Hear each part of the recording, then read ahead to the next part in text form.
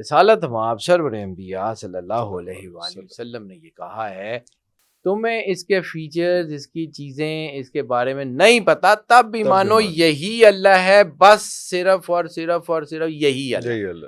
صلو علیہ وسلم تسلیما، سلام اور درود۔ آپ نے تو اپنی حیثیت، اپنے اسپیکٹرم کے مطابق سرور انبیاء صلی اللہ علیہ وآلہ وسلم کی بارگاہ میں سلام بھیجا، سلام پیش کیا، کہیں وہاں سے جواب آ گیا، اللہ اکبر، کہیں وہاں سے جواب آ گیا وعلیکم السلام۔ سر اس کا امپیکٹ سمجھ سکتے ہیں؟ آپ کی تو نسلیں تر جائیں گی۔ نسلیں تر جائیں گی۔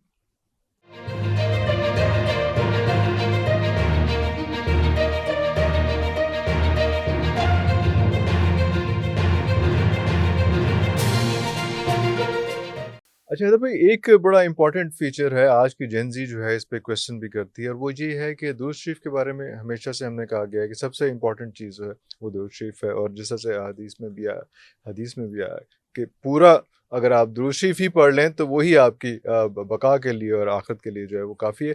اس میں فرائض کے علاوہ لوگ نہ سمجھیں کہ صرف اس میں تو فرائض کے علاوہ اس میں ساتھ ہم نے یہ بھی دیکھا کہ اللہ تعالیٰ نے فرمایا کہ اللہ اور فرشتے جو ہیں حضور صلی اللہ علیہ وسلم پہ درود بھیجتے ہیں، اے ایمان والو تم بھی درود بھیجو۔ لیکن ایٹ دا سیم ٹائم یہ بھی سچویشن ہوئی کہ اللہ تعالیٰ نے ڈائریکٹ درود بھیجنے بھی نہیں دیا۔ اللہم صلی علیہ، کہ ہم اللہ تعالیٰ سے ریکویسٹ کر رہے ہیں کہ وہ حضور کی شان میں درود بھیجیں، تو اس کو کیسے ڈیفائن کریں گے آپ؟ سر سب سے پہلے تو یہ سمجھنا پڑے گا کہ درود ہے کیا۔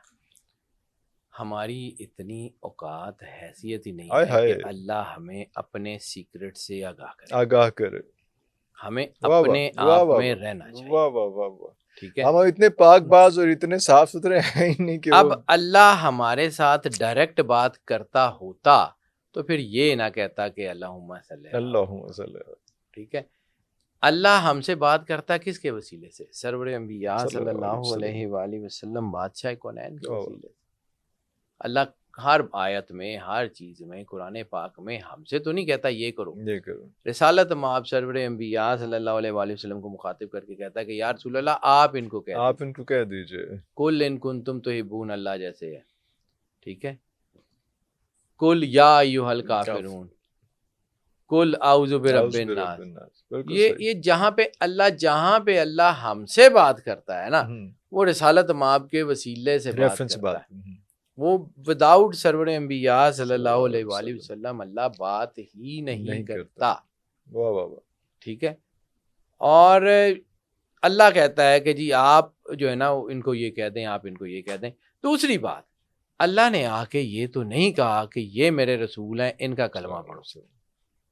رسالت مآب سرور انبیاء صلی اللہ علیہ وآلہ وسلم نے یہ کہا ہے کہ یہ اللہ ہے، اس کو مانو، اگر تمہیں سمجھ نہیں بھی آتا تب بھی مانو، تمہیں اس کے فیچرز، اس کی چیزیں، اس کے بارے میں نہیں پتا تب بھی مانو یہی اللہ ہے، بس صرف اور صرف اور صرف یہی اللہ۔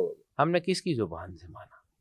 پھر ایک دفعہ میں نے آپ کے پاس عرض کی تھی کہ صادق اور امین کا جو مطلب مجھے سمجھ آتا ہے، میں نہ عالم ہوں، نہ مفتی ہوں، نہ میں کلیم کرتا ہوں، میں عام سا آدمی ہوں، میں نے ساری زندگی کتابیں پڑھی اور شوق سے ساری فقہ بھی پڑھی، شوق سے قرآن پاک پڑھا، شوق سے ان انرجی کو پڑھا، کو تھوڑا بہت اللہ نے اس قابل بھی کر دیا کہ چلیں ایک آدھ کو سرٹیفکیٹ بھی لے لیا، لیکن یہ ہے کہ میری اوقات حیثیت ظاہر سی بات ہے، مجھے اپنی اوقات کا پتہ ہے، میں فتویٰ نہیں دے رہا ہوں، لیکن مجھے اس بات کا بڑا سیدھا اپنے اندر سے یقین ہے کہ ہم اس قابل ہی نہیں ہیں کہ ہم رسالت مآب سرور انبیاء صلی اللہ علیہ وآلہ وسلم کا نام لے سکیں۔ اللہ اکبر، اللہ اکبر۔ ٹھیک ہے، اس لیے اللہ نے جو ہے وہ ہمیں کلمے کی سعادت نصیب فرمائی تاکہ ہمارا وجود کسی حد تک پاک ہو جائے اور پھر ہم سرور انبیاء صلی اللہ علیہ وآلہ وسلم کی طرف جا سکیں۔ جیسے قرآن پاک میں ان المشرکون نجس،